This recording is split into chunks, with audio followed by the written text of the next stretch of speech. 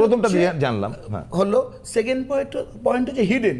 আমি কতটা জানাচ্ছি, কতটা জানছি, মানে আমি মা বাবাকে কতটা বলছি আর কতটা আমি গোপন করছি, হিডেন। এটাকে ওপেন করতে হবে নিজের কাছে, যে আমি জানালে সবটা জানাবো এবং পরিষ্কার নিজের ভেতর থেকে নিজেকে পরিষ্কার রাখবো। এই হিডেন জায়গাটাকে আমাকে সরাতে হবে। Number 3, blind. মানুষ কিছু ভুল করে, বাচ্চারাও অনেক কিছু ভুল করে যেটা তারা বুঝতে পারে না যে আমরা এই ভুলটা করছি।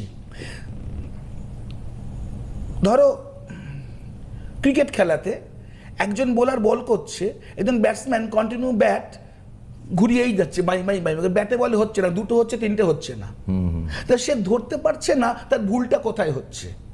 তখন কোচ যখন তাকে ভিডিও রেকর্ডিং করে দেখাচ্ছে, এই দেখো ভাই তোমার ত্রুটিটা কোথায়, এই খেলা তোমার ত্রুটি, এটা তোমার ব্যাকফুটে খেলা উচিত, তুমি স্টেপ আউট করছো, তাই তোমার সঙ্গে বলের জায়গা তৈরি করতে পারছো না। তখনও ত্রুটি ধরতে পারলো এবং সেখান থেকে রিকভার করলো।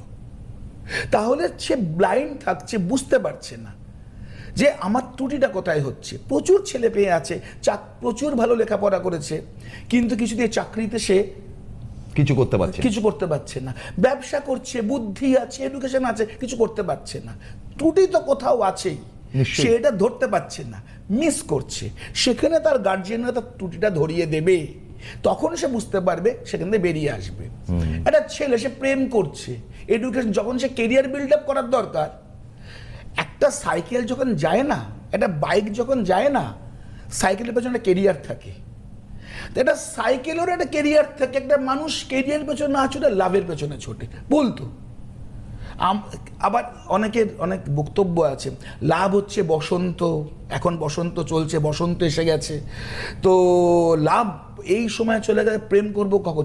প্রেম চার্লি চ্যাপলিন 55 বছর বয়সে যে মেয়েটাকে বিয়ে করেছিল, তার বয়স তখন ছিল 16 বছর।